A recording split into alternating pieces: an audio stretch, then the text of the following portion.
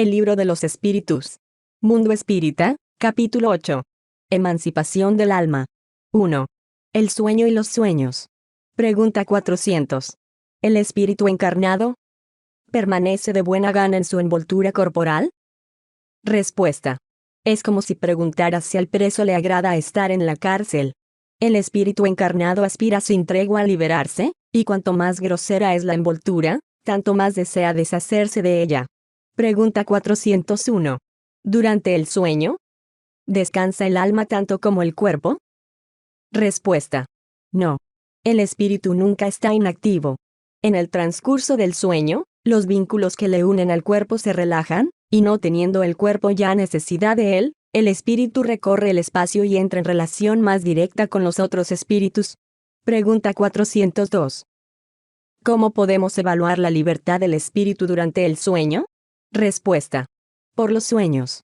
Convéncete de que cuando el cuerpo reposa el espíritu posee más facultades que durante la vigilia. Tiene la memoria del pasado y en ocasiones la previsión del porvenir. Adquiere más poder y puede entrar en comunicación con los otros espíritus, ya sea en este mundo o bien en otro. Con frecuencia dices, he tenido un sueño extravagante y horroroso, pero que no poseía ninguna verosimilitud. ¿Y te engañas? Porque muchas veces es un sueño en el que aparecen los lugares y cosas que has visto o verás en otra vida o en otro momento. Hallándose adormecido el cuerpo, el espíritu trata de quebrar su cadena para indagar en el pasado o en el porvenir. Pobres hombres, que tampoco conocéis los fenómenos más ordinarios de la vida. Creéis ser muy sabios y las cosas más vulgares os confunden. Ante las preguntas que todos los niños formulan, ¿qué hacemos cuando dormimos? ¿Qué son los sueños? Permanecéis perplejos. El sueño libera en parte al alma del cuerpo. Al dormir nos hallamos momentáneamente en el estado en que uno se encuentra en forma permanente después de la muerte. Los espíritus que al desencarnar se desprenden pronto de la materia han tenido en vida sueños lúcidos. Cuando dormían, se sumaban a la sociedad de los otros seres, superiores a ellos. Viajaban, conversaban y se instruían con ellos. Incluso trabajaban en tareas que al morir encontraron concluidas. Esto debe enseñaros una vez más a no temer la muerte, puesto que morís un poco todos los días, según la expresión de un santo. Esto se refiere a los espíritus elevados, porque el común de los hombres, que a su muerte deben permanecer largas horas en la turbación, en esa incertidumbre de que os han hablado, se marchan a mundos inferiores a la tierra, a donde antiguos afectos los reclaman, o bien van a buscar placeres quizá todavía más bajos que los que aquí tenían, aprendiendo doctrinas incluso más viles, innobles y perjudiciales que las que profesaban en medio de vosotros. Y lo que engendra la simpatía en la tierra no es otra cosa que el hecho de sentirnos al despertar, unidos por el corazón a aquellos con quienes acabamos de pasar 8 o 9 horas de felicidad o de placer. Lo que explica asimismo esas antipatías invencibles que a veces experimentamos, es que sabemos en el fondo de nuestro corazón que determinadas personas tienen una conciencia diferente a la nuestra, porque ya las conocemos sin haberlas visto jamás con nuestros propios ojos. Y esto es lo que inclusive explica nuestra indiferencia, puesto que no tratamos de hacer nuevos amigos cuando sabemos que tenemos otros que nos aman y reconfortan. En pocas palabras, el sueño influye en vuestra vida más de lo que pensáis.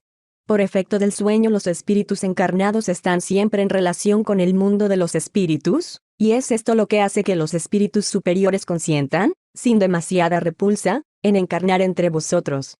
Dios ha querido que durante su contacto con el vicio puedan ir a revigorizarse a la fuente del bien, para no flaquear ellos mismos, que venían para instruir a los demás. El sueño es la puerta que Dios les ha abierto hacia sus amigos del cielo.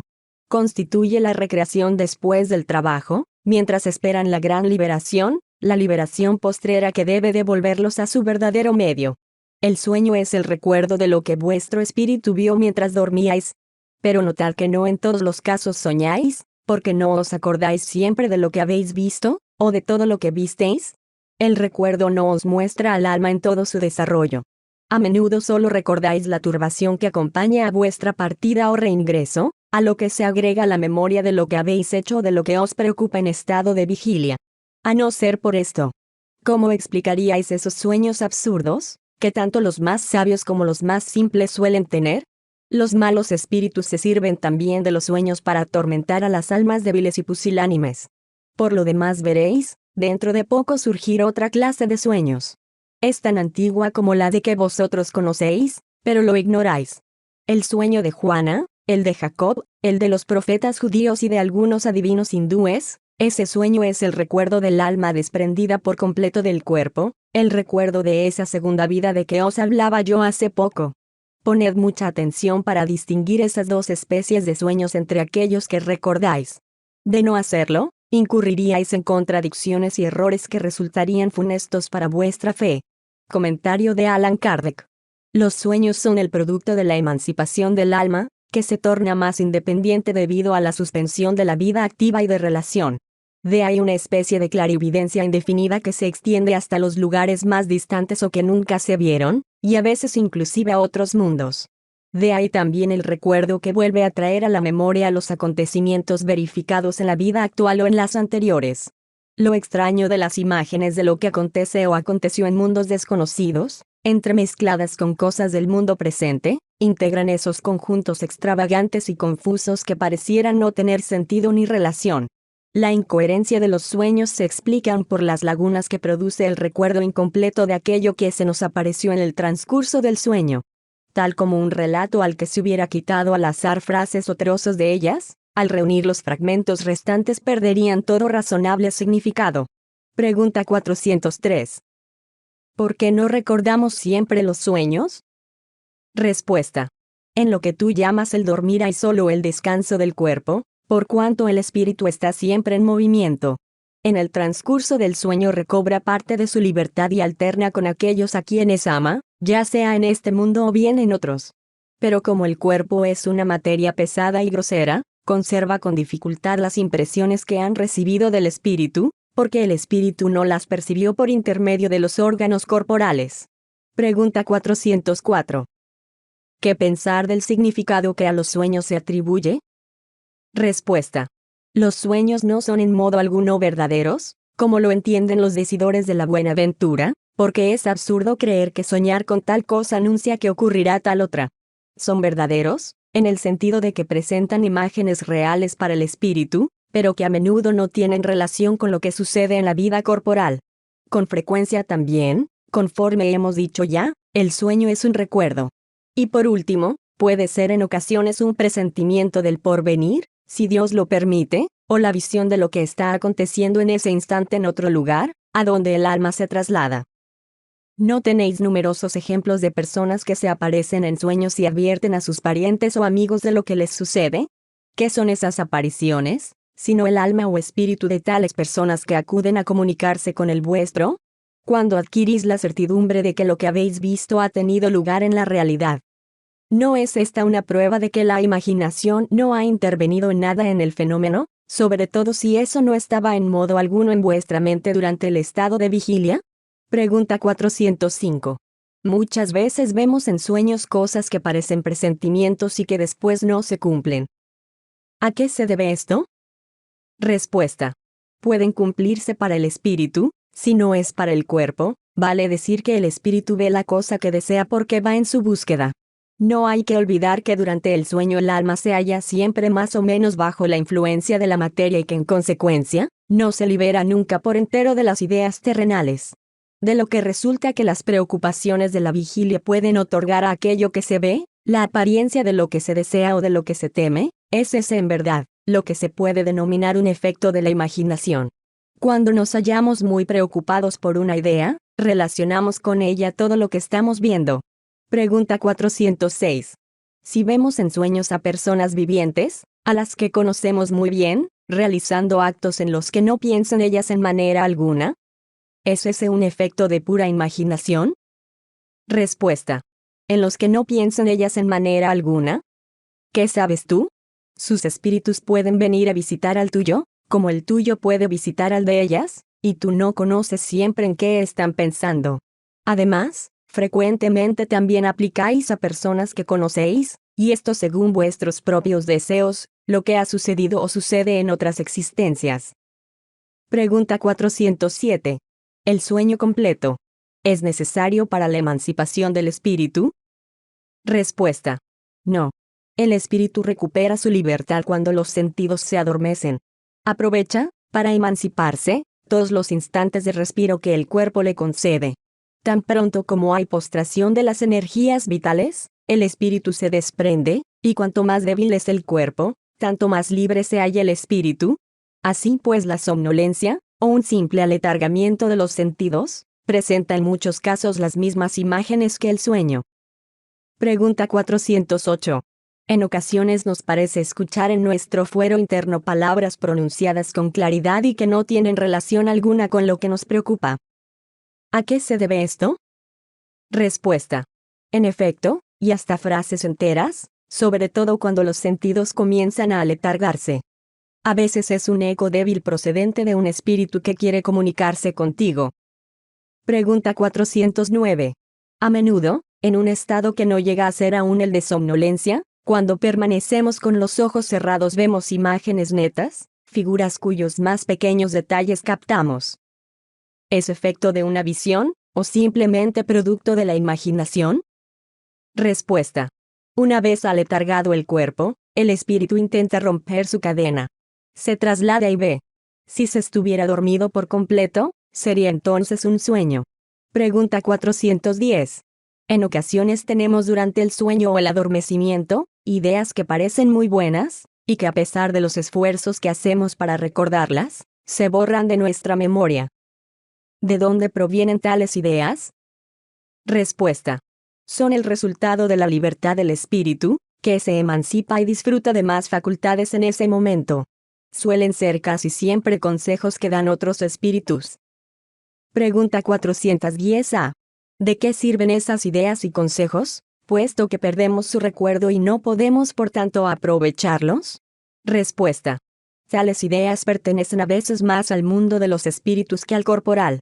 Pero casi siempre si el cuerpo olvida, el espíritu recuerda, y la idea vuelve en el instante preciso como una inspiración momentánea. Pregunta 411. El espíritu encarnado, en los instantes en que se haya desprendido de la materia y obra como espíritu, ¿sabe cuándo morirá? Respuesta. Muchas veces lo presiente. En ocasiones tiene de ello muy clara conciencia, y es esto lo que en estado de vigilia le da la intuición del hecho. De ahí procede que ciertas personas prevean a veces su muerte con gran exactitud. Pregunta 412. ¿La actividad del espíritu durante el descanso o el sueño del cuerpo puede ocasionar fatiga a este? Respuesta. Sí. Por cuanto el espíritu se encuentra ligado al cuerpo, como el globo cautivo lo está al poste. Ahora bien, así como las sacudidas del globo aflojan el poste, la actividad del espíritu reacciona sobre el cuerpo y puede producirle cansancio. 2. Visitas espíritas entre personas vivientes. Pregunta 413. Del principio de la emancipación del alma en el transcurso del sueño parece resultar que llevamos una doble existencia simultánea, la del cuerpo, que nos provee la vida de relación exterior, y la del alma, que nos proporciona la vida de relación oculta. ¿Es esto exacto? Respuesta. En el estado de emancipación la vida consciente del cuerpo cede a la del alma. Pero no se trata, propiamente dicho, de dos existencias, sino más bien de dos fases de una misma vida, porque el hombre no vive doblemente. Pregunta 414. ¿Dos personas que se conozcan pueden visitarse durante el sueño? Respuesta. Sí. Y otras muchas que creen no conocerse se reúnen y se hablan. Tú puedes tener, sin sospecharlo, amigos en otro país. El hecho de ir a ver en el transcurso del sueño a los amigos, parientes, conocidos y personas que pueden seros útiles, es tan frecuente que lo hacéis vosotros mismos casi todas las noches. Pregunta 415. ¿Cuál puede ser la utilidad de esas visitas nocturnas, puesto que no las recordamos? Respuesta. Por lo general, queda de ellas una intuición al despertar, y suelen ser el origen de ciertas ideas que surgen de manera espontánea, sin que uno se las explique, y que no son sino las que se han recibido en esos contactos. Pregunta 416. ¿Puede el hombre provocar voluntariamente las visitas espíritas? ¿Le es posible, por ejemplo, decir cuando está a punto de dormirse, esta noche quiero encontrarme, en espíritu, con tal persona, hablarle y comunicarle tal otra cosa? Respuesta. He aquí lo que sucede, el hombre se adormila, su espíritu se aleja, Y lo que el hombre había resuelto el espíritu con frecuencia está muy lejos de hacerlo, porque la vida del hombre interesa poco al espíritu cuando éste se haya desprendido de la materia. Esto se refiere a los hombres suficientemente elevados, pues los otros pasan de un modo muy distinto su existencia espiritual, se dedican a sus pasiones o permanecen en la inactividad.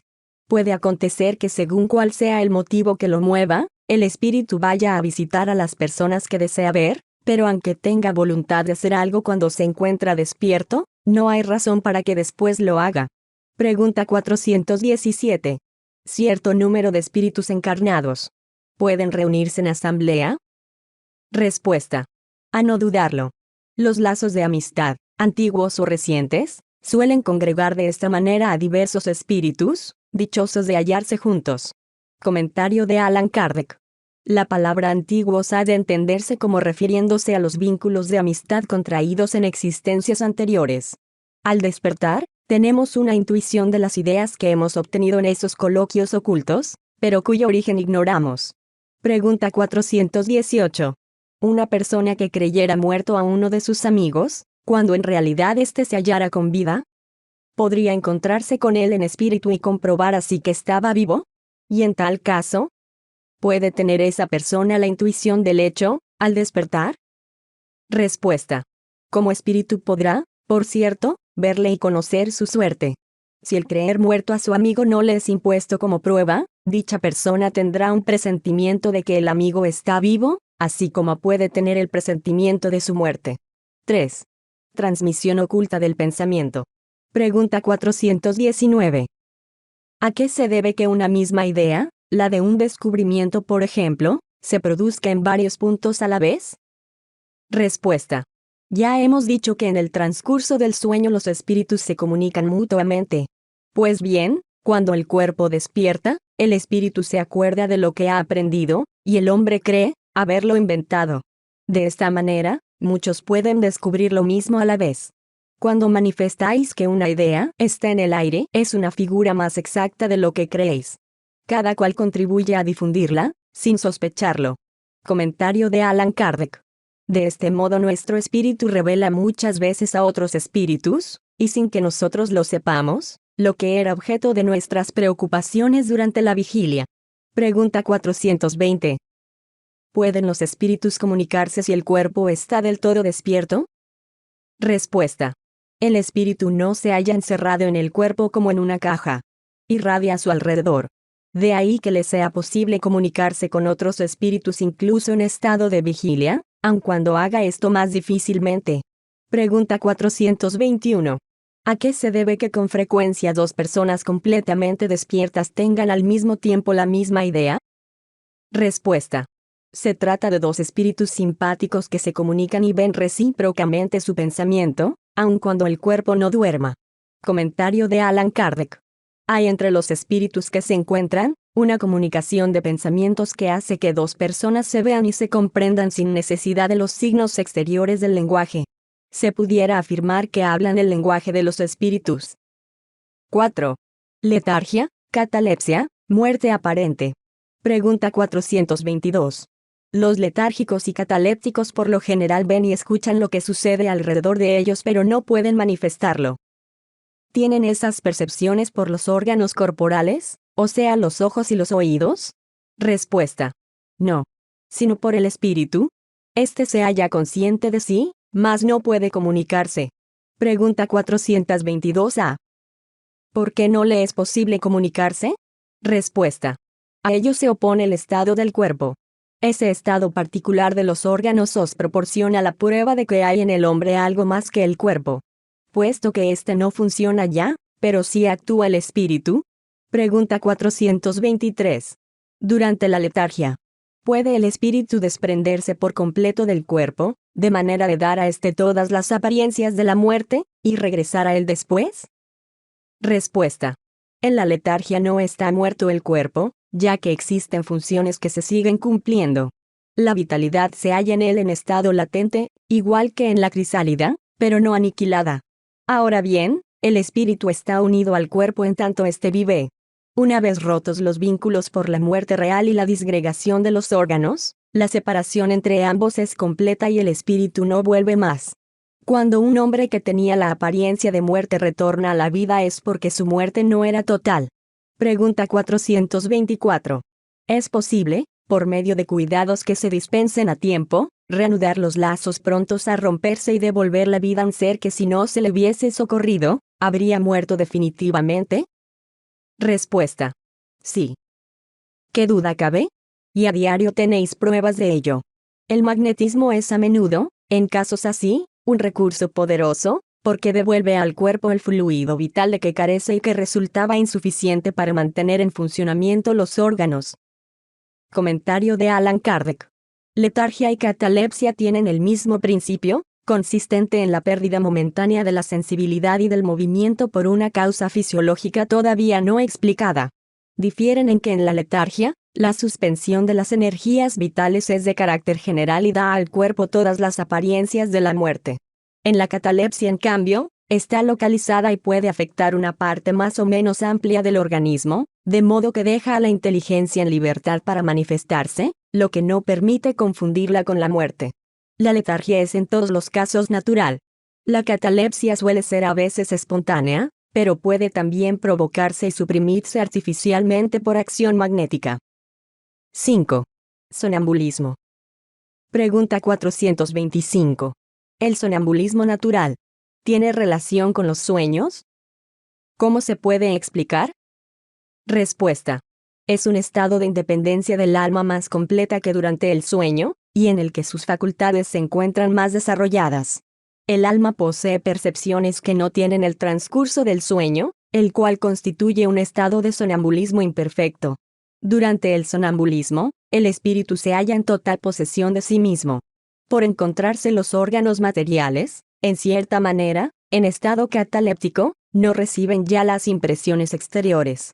Dicho estado se manifiesta en modo especial durante el sueño, es el momento en que el espíritu puede dejar provisionalmente al cuerpo, por hallarse éste entregado al reposo indispensable a la materia. Cuando los fenómenos sonambúlicos se producen es porque el espíritu, preocupado por una u otra cosa, se entrega a determinada acción que requiere el uso de su cuerpo, del cual se sirve entonces en una forma análoga al empleo que se hace de una mesa o de cualquier otro objeto material en la producción de fenómenos o manifestaciones físicas, y aun de vuestra mano en comunicaciones escritas. En los sueños de que se tiene conciencia, los órganos, comprendidos los de la memoria, comienzan a despertar.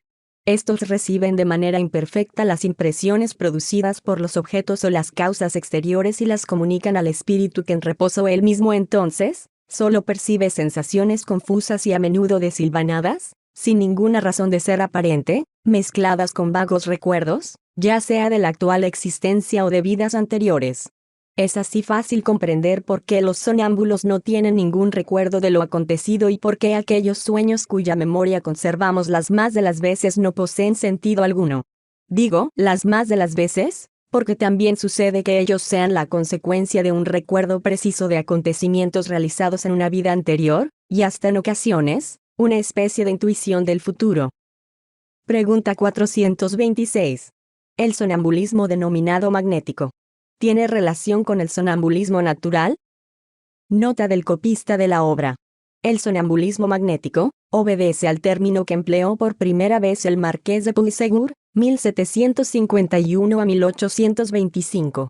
Como sonambulismo artificial, al inducir a uno de sus pacientes mediante los pases magnéticos propios del mesmerismo, a este estado de trance que se considera el inicio moderno de las teorías del hipnotismo. Respuesta. Se trata de una misma cosa, con la diferencia de que aquel es provocado. Pregunta 427. ¿De qué naturaleza es el agente llamado fluido magnético? Respuesta. Fluido vital, electricidad animalizada, que son modificaciones del fluido universal. Pregunta 428. ¿A qué se debe la clarividencia sonambúlica? Respuesta. Ya lo dijimos, es el alma que ve. Pregunta 429. ¿Cómo puede ver el sonámbulo a través de los cuerpos opacos? Respuesta. No existen cuerpos opacos sino para vuestros órganos groseros. ¿No hemos dicho ya que para el espíritu la materia no es en manera alguna un obstáculo, puesto que libremente la atraviesa? Con frecuencia el sonámbulo os manifiesta que ve por la frente, la rodilla, etc., porque vosotros, sumergidos por completo en la materia, no comprendéis que puede ver sin ayuda de los órganos. Y él mismo, debido al deseo que vosotros tenéis, cree necesitar de dichos órganos, pero si le dejarais libre comprendería que está viendo con todas las partes de su cuerpo, o dicho mejor, ve fuera de su cuerpo. Pregunta 430. Puesto que la clarividencia del sonámbulo es la de su alma o espíritu, ¿por qué no ve todo? Y también, ¿por qué razón se engaña muchas veces? Respuesta. En primer lugar, no es dado a los espíritus imperfectos verlo y conocerlo todo. Bien es sabido que ellos participan todavía de vuestros errores y prejuicios. Y además, cuando se encuentran atados a la materia no gozan de la totalidad de las facultades propias de los espíritus. Dios ha concedido al hombre esa facultad con un fin útil y serio, y no para enseñarle lo que no debe saber. He ahí por qué motivo los sonámbulos no pueden decirlo todo. Pregunta 431. ¿Cuál es la fuente de las ideas innatas del sonámbulo y cómo puede hablar con exactitud de cosas que ignora en estado de vigilia, y que están incluso por encima de su propia capacidad intelectual? Respuesta. Ocurre que el sonámbulo posee más conocimientos de los que tú le conoces. Solo que estos se encuentran aletargados, por cuanto su envoltura es demasiado imperfecta para que pueda acordarse de ellos. Pero al fin de cuentas, ¿qué es él? Es igual que vosotros, un espíritu encarnado en la materia con el objeto de llevar a cabo su misión, y el estado en que entra lo despierta de ese letargo. Con harta frecuencia te hemos repetido que nosotros volvemos a vivir muchas veces. Y ese cambio es el que le hace perder materialmente lo que ha podido aprender en una vida anterior.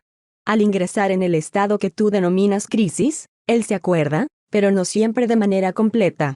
Sabe, pero no podría explicar de dónde los ha sacado ni cómo posee tales conocimientos. Una vez pasada la crisis, todos los recuerdos se esfuman y vuelve a entrar en la oscuridad. Comentario de Allan Kardec. La experiencia muestra que los sonámbulos reciben asimismo comunicaciones de otros espíritus que les transmiten lo que deben decir y suplen su insuficiencia. Esto se advierte en especial en las prescripciones médicas. El espíritu del sonámbulo ve el mal y otro le indica el remedio. Esta doble acción se torna a veces evidente y se revela, además, por esas expresiones que con tanta frecuencia les escuchamos: se me dice que diga, o se me prohíbe decir tal cosa. En este último caso, hay siempre peligro en insistir para obtener una revelación negada, porque entonces se da oportunidad a los espíritus frívolos, que hablan de todo sin escrúpulos y sin preocuparse de la verdad. Pregunta 432. ¿Cómo explicar la visión a distancia que en ciertos sonámbulos se observa? Respuesta. ¿Acaso no se traslada el alma durante el sueño? Lo propio ocurre en el sonambulismo. Pregunta 433. ¿El mayor o menor desarrollo de la clarividencia sonambúlica depende de la organización física, o de la naturaleza del espíritu encarnado? Respuesta. De una y de otra. Hay disposiciones físicas que posibilitan al espíritu desprenderse de la materia con mayor o menor facilidad. Pregunta 434. ¿Las facultades de que goza el sonámbulo son las mismas que posee el espíritu después de la muerte? Respuesta. Hasta cierto punto, porque hay que tomar en cuenta la influencia de la materia, a la cual sigue unido. Pregunta 435. ¿Puede el sonámbulo ver a los otros espíritus? Respuesta. La mayoría de ellos los ven muy bien. Depende del grado y de la índole de su lucidez. Pero, en ocasiones no se dan cuenta de ello en el primer momento, y los confunden con seres corporales. Esto ocurre, sobre todo, a aquellos sonámbulos que no tienen conocimiento alguno del espiritismo. No comprenden aún la esencia de los espíritus. Ello los asombra, de ahí que crean estar viendo seres vivientes. Comentario de Allan Kardec. El mismo efecto se produce en el instante de la muerte en aquellas personas que se creen todavía vivas. Nada en torno de ellas les parece haber cambiado, se les ocurre que los espíritus poseen cuerpos similares a los nuestros, y toman por un cuerpo real la apariencia de cuerpo de los espíritus. Pregunta 436. El sonámbulo que posee la visión a distancia, ¿ve desde el punto en que está su cuerpo, o desde aquel en que se encuentra su alma? Respuesta. ¿A qué esta pregunta, si es el alma la que ve, y no el cuerpo? Pregunta 437. puesto que la que se traslada es el alma. ¿Cómo puede el sonámbulo experimentar en su cuerpo las sensaciones de calor o frío correspondientes al lugar en que se halla su alma, la cual está a veces muy lejos de su cuerpo? Respuesta. El alma no ha dejado por completo al cuerpo. Sigue ligada a él por el lazo que los une. Y ese vínculo es el que conduce las sensaciones. Cuando dos personas se comunican de una ciudad a otra mediante la electricidad, esta constituye el lazo que une sus pensamientos. De ahí que conversen como si estuvieran una frente a otra. Pregunta 438. ¿El empleo que hace un sonámbulo de su facultad influye sobre el estado de su espíritu después de la muerte? Respuesta. Mucho. Como el buen o mal uso de todas las facultades que Dios ha otorgado al hombre. 6. Éxtasis. Pregunta 439. ¿Qué diferencia hay entre el éxtasis y el sonambulismo? Respuesta. El éxtasis es un sonambulismo más depurado. El alma del extático es todavía más independiente. Pregunta 440. ¿Penetra de veras el espíritu del extático en los mundos superiores? Respuesta. Sí. Los ve y comprende la felicidad de quienes los habitan. De ahí que querría permanecer en ellos. Pero hay mundos que son inaccesibles para los espíritus que no están lo bastante purificados. Pregunta 441. Cuando el extático manifiesta el deseo de dejar la tierra, habla con sinceridad, ¿y no es retenido aquí por su instinto de conservación? Respuesta. Ello depende del grado de pureza del espíritu. Si ve su posición futura mejor que su vida actual, se esfuerza por quebrar los vínculos que lo ligan a la tierra. Pregunta 442. Si se abandona al extático a sí mismo, ¿podría su alma dejar en forma definitiva el cuerpo? Respuesta. En efecto, puede morir. Por eso hay que atraerlo con todo lo que pueda retenerlo aquí, y en especial haciéndole comprender que si rompiera la cadena que lo sujeta al mundo, ese sería el medio más seguro para no poder quedarse allá, donde comprende que sería dichoso. Pregunta 443. Hay cosas que el extático pretende ver y que evidentemente son el producto de una imaginación excitada por las creencias y preconceptos terrenales. Todo lo que ve, ¿no es entonces real? Respuesta. Lo que está viendo es real para él. Pero como su espíritu sigue bajo el influjo de las ideas terrenas, puede que lo vea a su modo o mejor dicho, tal vez lo exprese en un lenguaje conforme a sus preconceptos y a las ideas con que lo educaron, o a las vuestras, para darse a entender mejor. Sobre todo en este sentido puede incurrir en error. Pregunta 444. ¿Qué grado de confianza es posible conceder a las revelaciones de los extáticos? Respuesta. El extático podrá engañarse con mucha frecuencia, sobre todo cuando quiere penetrar en aquello que debe seguir siendo un misterio para el hombre, porque en tal caso se abandona a sus propias ideas, o bien se convierte en juguete de espíritus embusteros que aprovechan su entusiasmo para fascinarlo. Pregunta 445. ¿Qué consecuencias es posible extraer de los fenómenos del sonambulismo y del éxtasis? ¿No constituirían, quizá, una especie de iniciación para la vida futura? Respuesta. O para decirlo mejor, lo que el hombre entrevé es la vida pasada y la vida futura. Estudie él estos fenómenos y encontrará en ellos la solución de más de un enigma que su razón trata inútilmente de develar. Pregunta 446. ¿Los fenómenos del sonambulismo y del éxtasis podrían estar de acuerdo con el materialismo? Respuesta. El que los estudie de buena fe y sin prevención no podría ser ni materialista ni ateo. 7. Doble vista. Pregunta 447. ¿El fenómeno designado con el nombre de doble vista tiene relación con el sueño y el sonambulismo? Nota de José Herculano Pires. Kardec ha usado las dos expresiones, segunda vista y doble vista, inclinándose evidentemente por la primera de ellas. Pero como es más común doble vista, se prefiere aquí. Respuesta. Todo esto es una misma cosa.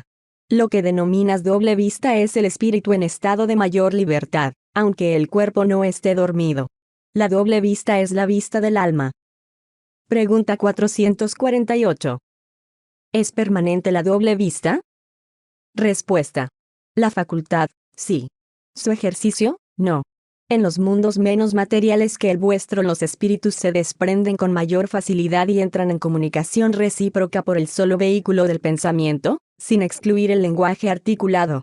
Asimismo, la doble vista es allí para la mayoría, una facultad permanente. Su estado normal puede compararse al de vuestros sonámbulos lúcidos, y esa es también la razón por la cual se manifiestan a vosotros más fácilmente que aquellos otros que están encarnados en cuerpos más groseros. Pregunta 449.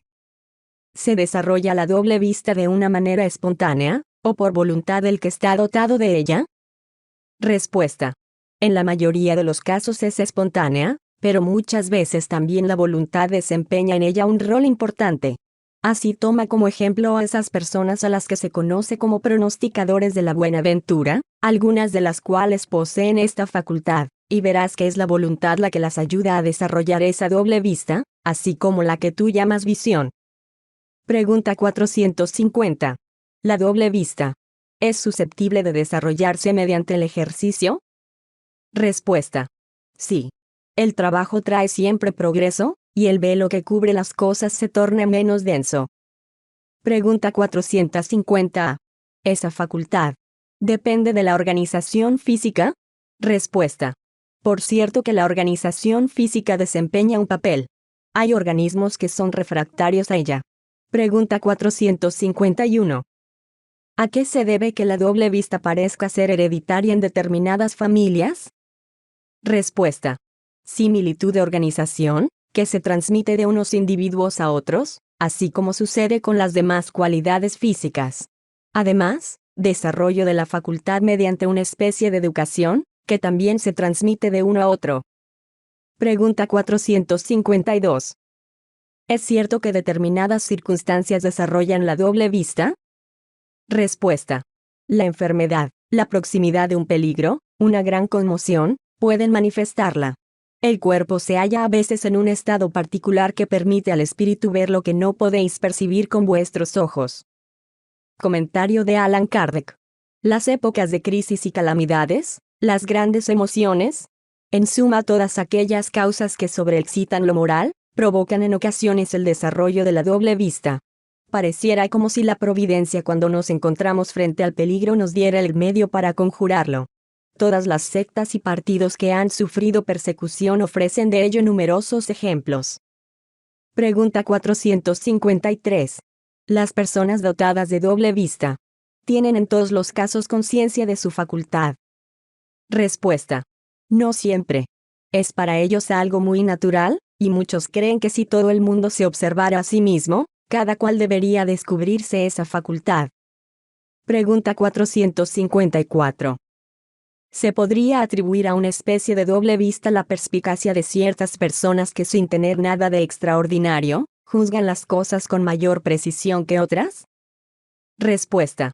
Siempre es el alma la que irradia con más libertad y que juzga mejor que cuando se halla bajo el velo de la materia. Pregunta 454a.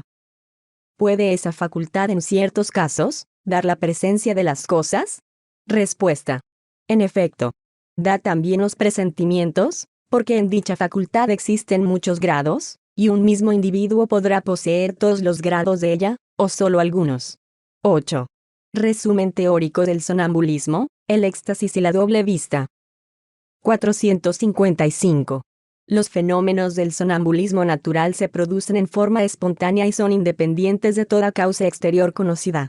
Pero en ciertas personas, provistas de una organización especial, pueden ser provocados artificialmente, por la acción del agente magnético. El estado que se designa con el nombre de sonambulismo magnético solo difiere del sonambulismo natural en que el uno es provocado, al paso que el otro es espontáneo. El sonambulismo natural constituye un hecho notorio, que nadie piensa poner en tela de juicio, pese a lo maravilloso de los fenómenos que presenta. ¿Qué tiene, pues, de extraordinario o irracional el sonambulismo magnético, por el hecho de ser producido artificialmente, como tantas otras cosas? Se ha dicho que los charlatanes lo han explotado, razón de más para que no lo dejemos en sus manos. Cuando la ciencia lo haya tomado a su cargo, el charlatanismo disfrutará de mucho menos crédito entre las multitudes. Pero en el ínterin, como quiera que el sonambulismo natural o artificial es un hecho, y contra un hecho no hay razonamiento posible, se sigue acreditando, no obstante la mala voluntad de algunos a su respecto, y esto en la ciencia misma, a la que ingresa por una gran cantidad de portezuelas en vez de hacerlo por la puerta grande. Cuando esté acreditado del todo habrá que concederle el derecho de ciudadanía. Para el espiritismo, el sonambulismo significa más que un fenómeno fisiológico, es una luz proyectada sobre la psicología. Mediante ella se puede estudiar el alma, porque ésta se muestra allí al descubierto. Ahora bien, uno de los fenómenos que lo caracterizan es la clarividencia, independiente de los órganos visuales ordinarios. Los que refutan este hecho se basan en que el sonámbulo no ve en todos los casos, y a voluntad del experimentador, igual que con los ojos. Hay que asombrarse de que siendo diferentes los medios, los efectos no sean los mismos. ¿Es natural pedir efectos idénticos cuando el instrumento ya no existe? El alma posee sus facultades, como el ojo las suyas. Hay que evaluarlas por sí mismas y no por analogía. La causa de la clarividencia del sonámbulo magnético y del sonámbulo natural es en ambos casos la misma, se trata de un atributo del alma, una facultad inherente a todas las partes del ser incorpóreo que en nosotros reside, y que solo tiene los límites asignados al alma misma. El sonámbulo ve en todas partes a donde su alma puede trasladarse, sea cual fuere la distancia implicada. En la visión a distancia, el sonámbulo no ve las cosas desde el punto en que su cuerpo se halla, y como por un efecto telescópico. Las está viendo presentes, y como si él se encontrara en el lugar en que ellas existen, porque en realidad su alma se halla ahí. Por eso su cuerpo está como aniquilado y pareciera privado de sensaciones, hasta el momento en que el alma vuelve a tomar posesión de él. Esta parcial separación del alma y el cuerpo es un estado anormal que puede tener una duración más o menos prolongada, pero no ilimitada. Constituye la causa de la fatiga que el cuerpo experimenta después de cierto tiempo, sobre todo cuando el alma se entrega a un trabajo activo. Puesto que la vista del alma o espíritu no está circunscrita ni tiene sede determinada, esto explica por qué los sonámbulos no pueden asignarle un órgano especial. Ven porque ven, sin saber el por qué ni el cómo, pues la vista no posee un asiento propio para ellos, en cuanto espíritus que son. Si se refieren a su cuerpo, les parece que esa sede se localiza en los centros en que es mayor la actividad vital, especialmente en el cerebro, en la zona epigástrica o en el órgano que para ellos es el punto de unión más íntimo entre el espíritu y el cuerpo. El poder de la lucidez sonambúlica no es sin límites. Aun estando el espíritu del todo libre, se halla limitado en sus facultades y conocimientos, según el grado de perfección que haya alcanzado. Y lo está más cuando se encuentra unido a la materia, cuyo influjo universal es infalible. Podemos contar tanto menos con su infalibilidad cuando la distraemos del objetivo que la naturaleza se ha propuesto con ella y hacemos de la misma un objeto de curiosidad y de experimentación. En el estado de desprendimiento en que se encuentra el espíritu del sonámbulo entra con más facilidad en comunicación con los otros espíritus, encarnados o no encarnados. Dicha comunicación se establece por el contacto de los fluidos que integran los periespíritus y sirven de transmisión al pensamiento, como el conductor eléctrico.